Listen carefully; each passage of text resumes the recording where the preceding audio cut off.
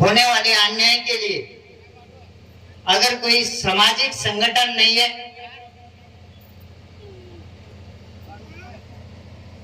इस समाज को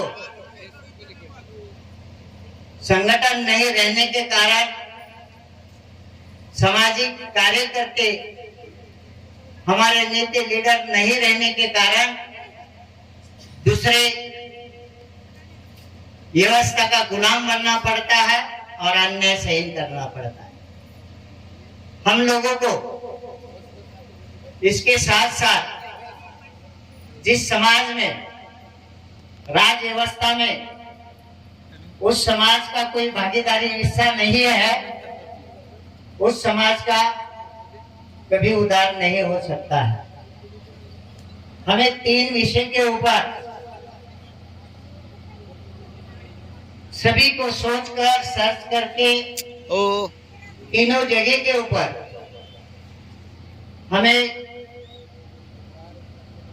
हमारे तरफ से उसको संभालना है और उसको बढ़ाना है और उसके लिए सहयोग करना है। अगर ये काम हम लोग करेंगे तो ये समाज को अन्य धर्म हो, जाति हो, देखने का बहुत बड़ा फर्क हो सकता है। इसीलिए क्या हमारे सामने बहुत हमें जब हम काम कर रहे हैं, हमारा दक्षिण भारत मध्य प्रदेश के बॉर्डर से कन्याकुमारी तक होता है और उत्तर भारत जम्मू से लेके आसाम तक और हमारा हिमालय तक उत्तर भारत है। लेकिन यहाँ हमें हमारा ही समाज ना समझने के कारण हमें उसकी बहुत बड़ी नुकसान हो रही है। पहली बात, सदगुरु रविदास को क्या समझना है कि सदगुरु रविदास जी की ऐसी कौन सी भक्ति है, सदगुरु रविदास जी का ऐसा कौन सा परमात्मा है कि सदगुरु रविदास जी ने उस परमात्मा से अपना नाता रिश्ता जोड़ा और वो शक्ति को प्राप्त किया और प्राप्त करने के बाद उन्होंने संसार के लोगों को बांटा। हम भाग्यशाली हैं कि वो हमारे वंश में, वो हमारे कुल में पैदा हुए हैं।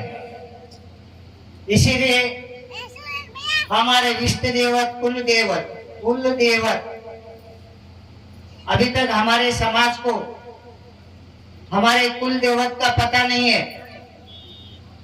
हमारे कुल देवत, कुल यानी वंशावली में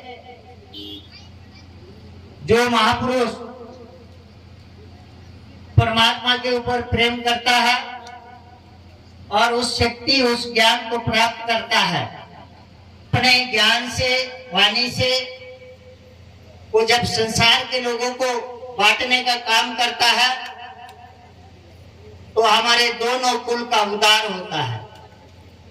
हमारे दोनों कुल, माता पिता, तो ये दोनों कुल का परमात्मा का रूप इस कुल में पैदा होने के बाद जब प्राप्त होने के बाद जब वो ये दोनों कुल का उद्धार करते हैं तो उस शक्ति के कारण समाज एक होता है। कौन सी ऐसी शक्ति है पूरे विश्व में सदगुरु रविदास जी से जो उन्होंने बांटी हुई शक्ति, उसको आज हमें समझना है। सदगुरु रविदास जी की जो शक्ति है, एक तरफ से उस शक्ति के बारे में हमारे पढ़े लिखे लोग उसके ऊपर सही ढंग से सर्च नहीं करते हैं, इसलिए उनके मुख से हमें कोई भला बुरा सुनने को मिलता है। हमारे सदगुरु ने क्या सचमुच भक्ति में ठगने का काम किया है? नहीं। हमारे सदगुरु ने क्या अंधश्रद्धा कर्मकांडों को बढ़ाने का काम किया है? नहीं। तो फिर हमारे सदगुरु रविदास महाराज को जब तक हम उनके विचारों का सर्च नहीं करेंगे तब तक पता नहीं चलेगा। आज हमें पढ़े लिखे लोगों की तरफ से मैं मेरे समाज और मेरे धर्म के लोगों को सबसे पहला तो ये बताना चाहता हूं, धर्म समान है, मानव समान है, विश्व में, धरती में और परमात्मा की जो ऊर्जा है वो सब धर्मों के लिए समान है, सब मानव, सब जीवों के लिए समान है। तो क्या हमारे सदगुरु ने परमात्मा के बारे में हमें समझाना, बताना, उनके महान विचारों के साथ जुड़ने का काम किया या नहीं किया? तो उन्होंने किया है, लेकिन हम ना समझ रहने के कारण आज मेरे समाज के पूरे विद्वान लोगों को सिर्फ बाबा साहब के बारे में समझने की जरूरत है। बाबा साहब ने उनके विचारों को लेके जाने वाले अन्य संगठन आज हमें धार्मिक दिशा के ऊपर विरोध करने की कोशिश कर रहे हैं। अगर धार्मिक विचारों की इंसान को अगर जरूरत नहीं है, अगर धर्म की इंसानों को जरूरत नहीं है, तो मुझे संसार में, धरती के ऊपर कोई भी इंसान ऐसा बताइए कि उसकी जाति नहीं है और उसका धर्म नहीं है। तो बिना धर्म का और बिना जाति का धरती के ऊपर कोई भी इंसान नहीं है। तो हमें ये आज हमारे विद्वान पढ़े लिखे जो फुले शाह अम्बेडकर के विचारधारा वाले अगर धर्म की जरूरत ही नहीं है, तो क्यों बाबा साहब ने इस धर्म को विरोध करते हुए बुद्ध के शरण में चले गए? बुद्ध के शरण में जाने के कारण उसका क्या मर्म है वो हमको समझना है। उसका मर्म बिना धर्म का आदमी यहाँ नहीं रह सकता है। क्योंकि धर्म किस लिए लगता है? धर्म आपको उस जीवन के बारे में, जिस परमात्मा ने आपको जीवन दिया है, उस जीवन को ठीक हर चीज के बारे में चलाने के लिए धर्म आपको सिस्टम देता है। धर्म के कारण वो विचारों को जो धारण करता है उसको धर्म बोला जाता है। अगर हम भगवान बुद्ध के विचारों को मानेंगे तो बुद्ध हो गए। अगर हम इंडिया में मानेंगे तो बुद्ध हो गए। अगर हम मोहम्मद पैगंबर के विचारों को मानेंगे, कुरान के हिसाब से हम कोई काम उनके बताए हुए करेंगे तो हम मुस्लिम हो गए। अगर हम यीशु मसीह के विचारों को मानेंगे, अगर हम बाइबल के हिसाब से कोई कर्म करेंगे तो हम क्रिश्चियन हो गए। तो जैसे सिख धर्म है, उनके हिसाब से अगर हम ग्रंथ साहब को और 10 गुरु को मानेंगे तो हम सिख हो गए। ऐसे धर्म जैसे इधर कर्नाटक में हम बसवेश्वर जी के विचारों से मानेंगे तो हम लिंगायत हो गए। तो धर्म की व्याख्या पहला आपको समझना है। धर्म एकता देता है, धर्म आस्था से आपको रखता है, धर्म एकता से कोई भी काम आपके ऊपर अन्याय होगा तो वो धर्म आपको ऐसा होने वाले अन्याय के लिए आवाज उठाने का काम उस धर्म के फॉलोअर करते हैं।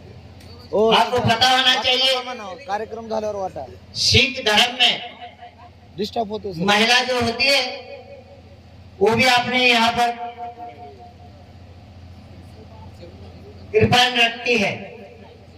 वो क्यों रखती है? किसी लेडीज को हथियार साथ में रखकर चलने का कोई शौक थोड़ा होता है। उनके धर्म ने उनको समझाया है कि ये आपके संरक्षण के लिए। जब वो उनके धर्म पे कोई अन्याय होता है तो आपको पता होना चाहिए वहां की महिला के भी हाथों में तलवार होती है। क्यों? स्टँड लाव दे का पुढे अपने गुरु की वाणी ये नहीं बता रही है लागते का कि आपको तलवार लेके खड़ा रहना है और लड़ाई करना है। लाव दे आपके गुरु की वाणी जैसा जिसका धर्म निर्माण हुआ, धर्म समय से निर्माण होता है। धर्म जब इस संसार में जब कभी कोई अन्याय होना शुरू हो जाता है तो अपने अंदर की जो विचारधारा है, जहां धर्मों में किसी को गुलाम बनाकर रखा रहता है, वो सम्मान उसको नहीं मिलता है तो वो वहां दुखी हो जाता है। तो वो क्या सोचता है कि ये धर्म में मुझे सम्मान नहीं है, मैं दूसरे धर्म में चला जाऊं, वहां मुझे सम्मान मिलेगा। लेकिन दुनिया में अपना ही देश ऐसा है कि जाति को और धर्मों को बढ़ावा देता है। अगर अपने देश में ये सभी संत महापुरुष समय से जन्म नहीं लेते, उनका सबसे बड़ा सभी संतों का योगदान है। हमको समझने की आज जरूरत है। हमें किसी के धर्मों की टीका टिप्पणी करनी नहीं है। अपने गुरु ने उस एक मालिक को पुकारने को बोला है। अपने गुरु ने सभी जाति धर्मों का सम्मान करने के लिए बोला है। तो क्या जैसे अभी सभा में कुछ लोग जोर से बोल रहे बहुत, तो गुरु की वाणी जोर से बोलने की नहीं है।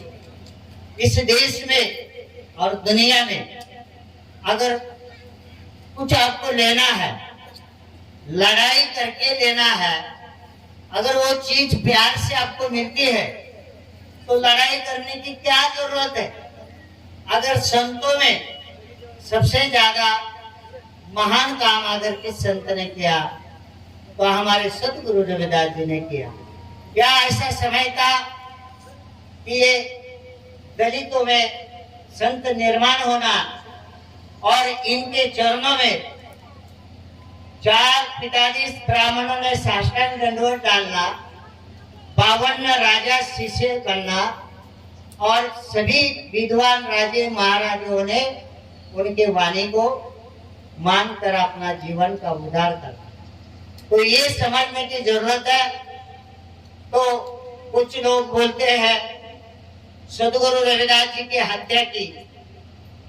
बताओ, जिस संत ने कभी लोभ ही नहीं रखा, कबीर महाराज गुरु रविदास जी के समकाल में थे। आज कबीर महाराज के नाम से हजारों एकड़ जमीन कहीं गई है, लेकिन हमारे गुरु को खोजने के लिए, उनका इतिहास खोजने के लिए हमें एक ईंट भी नहीं मिली।